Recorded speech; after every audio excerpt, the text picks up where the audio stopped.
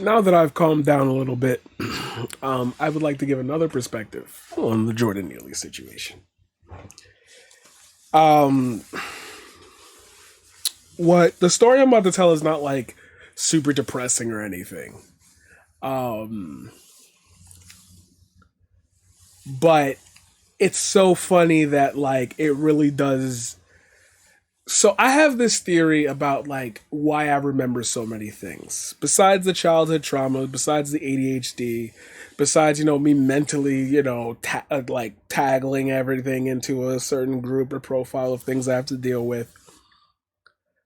I recognize that a lot of what I went through as a kid was not necessarily traumatic. It was really the environment I was in that made it feel traumatic. When I think about like growing up and wondering what high school was going to feel like, what middle school was going to feel like, what graduation generally felt like, oh, I'm a third grader and I see the sixth graders and they look cool, but damn, have you seen the ninth graders? Ninth grade? You mean it goes that? Like, I got to go to 12th grade? Ew.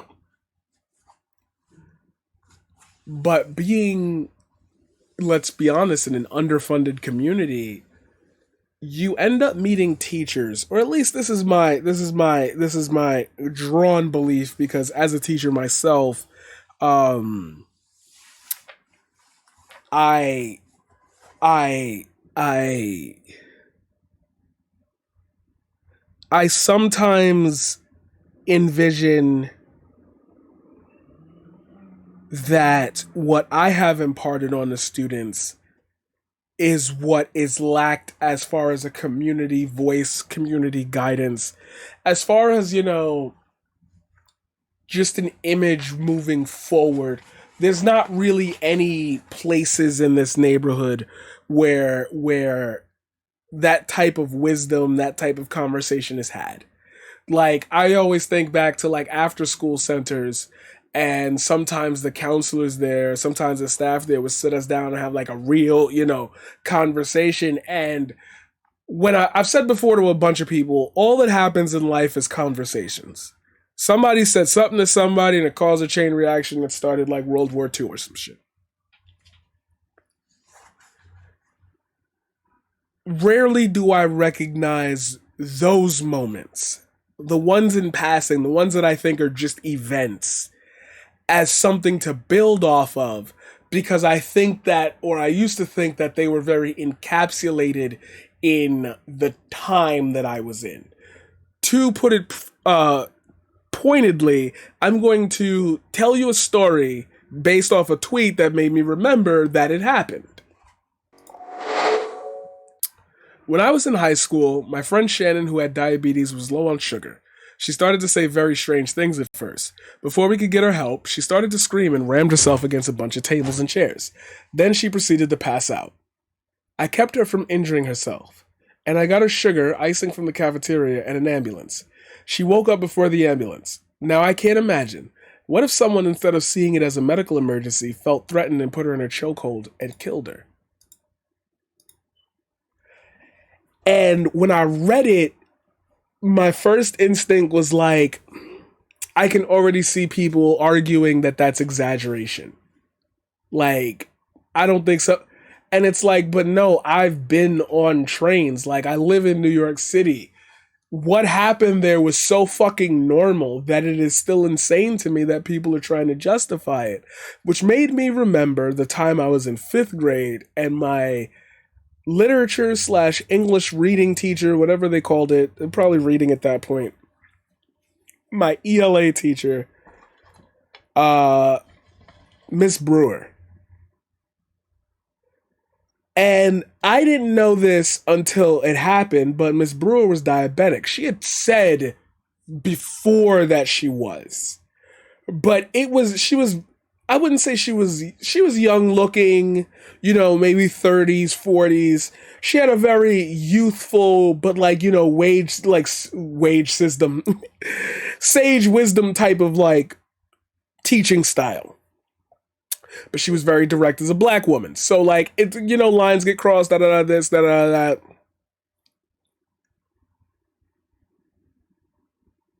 When we were in class reading, I think it was Pride and Prejudice. It was either Pride and Prejudice or it was an Edgar Allan Poe thing. For the first time ever, she was in the middle of a sentence and she had told us earlier that she wasn't really feeling well because she thought her blood sugar was low, but she says, I'll be all right. In the middle of a sentence that she was saying, she suddenly started repeating herself. And of course, us as kids, we laughed. And some people, like, it started going on for like a minute or two, and some people were like, yo, that's not funny at all. And I remember saying, no, it's not funny. It's really not funny. And I just remember then, like, we started to take it a little bit serious, and a few people kicked into action. A few people held her up because it looked like she was gonna fall. Somebody made a phone call down to the office to let them know we needed some food, get her some sugar, a drink, or something. Some people ran down to see if they could get it and bring it up faster. They learned, like, it was just, we all collectively moved as a unit as students to take care of a teacher. And now in my head, I recognize that our first instinct as children was to laugh at it. Which is fine. We're not saying, oh my God, fifth graders should be fucking able to figure that shit out.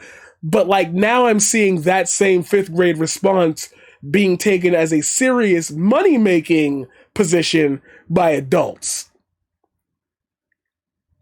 So I only have two options to believe here now that I remember that I've seen that situation play out.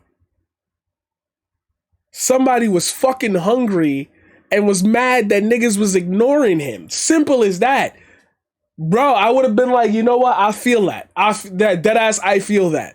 You know what? If I was on the train, I deadass got $2, but I'd be like, yo, matter of fact, I've seen you before, bro.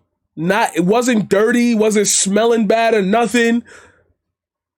Just mad because nobody was taking care of him. The same way I felt like nobody was taking care of me as I started making this move to do other things. None of my friends responding. God forbid my father dies. And even mentioning to people, yo, like there's a possibility of me being homeless, puts me right in that situation.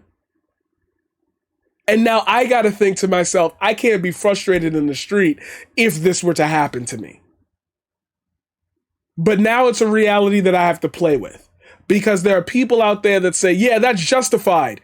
And then somebody else is going to feel emboldened to do it. What if I'm the person who gets frustrated?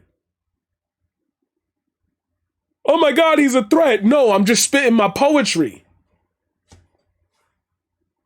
What if I have a performance? And I've already been yelled at and called a bum while I had like my best suit on, taking a trip because I needed help opening the door with my suitcases. Like, I don't know why us as a society I don't know how we got here. And I do know, but I don't want to admit it because the admittance would also then carry some form of weight or guilt.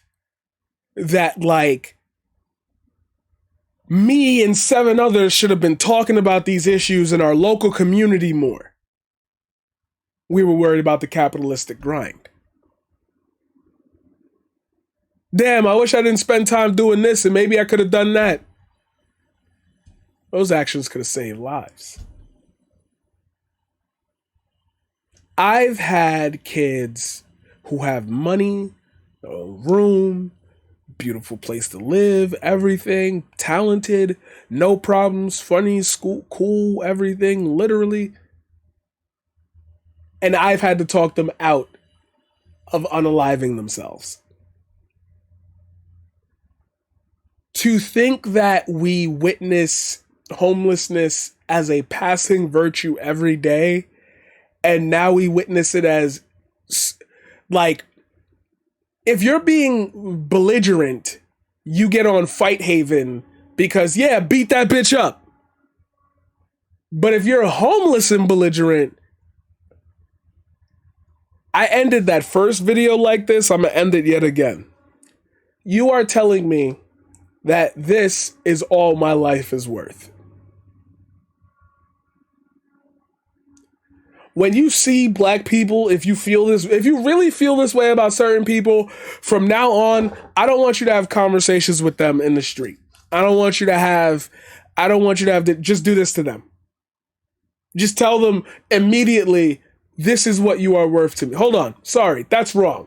This is what you are worth to me. Just tell me that. Because anytime I have a discussion with people who follow this train of thought in real life, it quickly devolves into, I am so uncomfortable. How are you even associated with me? And I'll never know. I'll never know. I'll never know, and it sucks that I won't know.